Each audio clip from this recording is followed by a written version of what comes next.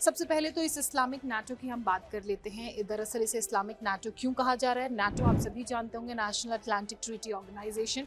ये एक ऐसा देशों का समूह है जो समान विचार के हैं। इसी तरह का अब एक इस्लामिक पैक्ट बना है जिसमें जो इस्लामिक मुल्क हैं वो शामिल हैं। कौन कौन से वो मुल्क हैं? सऊदी अरब इसमें शामिल है, तुर्की इसमें शामिल है, इसके अलावा पाकिस्तान इसमें शामिल है। 7 अगस्त को 2026 को मक्का में एक जॉइंट बैठक हुई इन देशों के प्रतिनिधियों के बीच, और उसमें इन देशों के बीच ये पैक्ट, ये करार साइन हुआ। और ये जो संयुक्त समझौता इन 3 देशों के बीच साइन हुआ है उसमें कई तरह की बातें हैं और उसमें कई तरह के जो इक्विवेलेंट कंट्री एफर्ट्स हैं वो देखने को मिले हैं। लेकिन जो सबसे महत्वपूर्ण बात है वो आपको बताएंगे। लेकिन भारत को ये इस्लामिक नाटो या कह लीजिए कि मक्का पैक्ट किस तरीके से घेर रहा है और भारत के लिए इस पैक्ट पर नज़र रखना क्यों ज़रूरी है, सबसे पहले उस दृष्टि से, उस लिहाज से चीज़ों को समझते हैं। क्योंकि जो भारत का पड़ोसी देश है, खासकर ईस्ट की तरफ, अगर आप ईस्ट इंडिया की तरफ आप देखेंगे, पूर्वोत्तर भारत की तरफ देखेंगे, बांग्लादेश, अब ऐसी खबरें सामने आ रही हैं कि संभवतः वो भी इस पैक्ट के साथ जुड़ सकता है।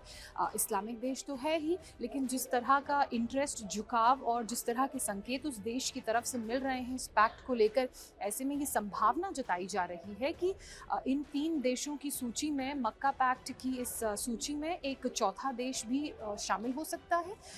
इसको लेकर कॉन्फर्मेशन अभी नहीं आया है, तो इसीलिए जल्दबाजी में कुछ भी कहना गलत होगा, लेकिन इस तरह के सिग्नल्स और साइंस ज़रूर मिल रहे हैं। इसके अलावा कुछ और मुस्लिम कंट्रीज़ हैं जिनका इस तरफ झुकाव देखने को मिल सकता है।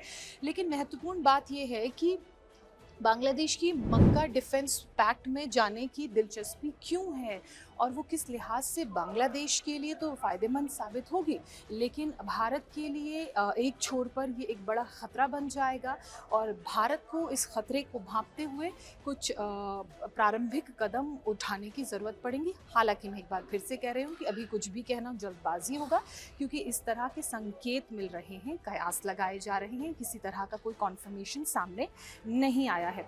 अब ये जो पैक्ट साइन हुआ है मक्का डिफेंस, सऊदी अरेबिया, इसके अलावा तुर्की और पाकिस्तान के बीच, उसमें जो सबसे इम्पॉर्टेंट एक प्रिंसिपल और एक फैक्टर निकल कर सामने आया वो ये कि अगर किसी एक देश पर हमला होता है, चाहे वो पाकिस्तान हो, चाहे वो सऊदी अरेबिया हो, चाहे वो तुर्की हो, तो उसे इन मक्का डिफेंस पैक्ट के सभी देशों के बीच हमला माना जाएगा, उन सभी देशों पर हमला माना जाएगा। तो अब आप सोच लीजिए कि जैसे अमेरिका और ईरान के बीच युद्ध चल रहा है, रशिया यूक्रेन के बीच युद्ध चल रहा है, पैलेस्टीन और इजराइल के बीच युद्ध चल रहा है, तो ये 2 इंडिविजुअल कंट्रीज़ हैं जो आपस में जिनके बीच युद्ध चल रहा है। लेकिन इस पैक्ट में जो सबसे अहम फैक्टर है, जो सबसे अहम बिंदु है, वो ये कि अगर कोई भी देश इन देशों में से किसी भी एक राष्ट्र या किसी भी एक देश पर हमला करता है, तो वो जॉइंटली तीनों देशों पर, या इस पैक्ट के अंदर जितनी कंट्रीज़ आती हैं उन सब पर सीधे सीधे हमला होगा।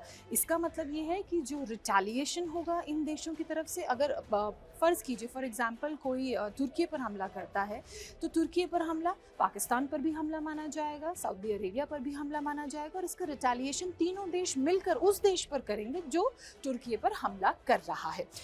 और यही इस पैक्ट को बहुत ज़्यादा इन देशों के लिए मजबूत प्रगाढ़ बनाता है। और अगर बांग्लादेश इस देश के साथ जुड़ता है तो बांग्लादेश अपनी सीमाओं को कुछ इस तरह से सुरक्षित रखने की कोशिश करेगा। इसलिए बांग्लादेश के इस पैक्ट में जाने की दिलचस्पी है, इस तरह के संकेत मिल रहे हैं।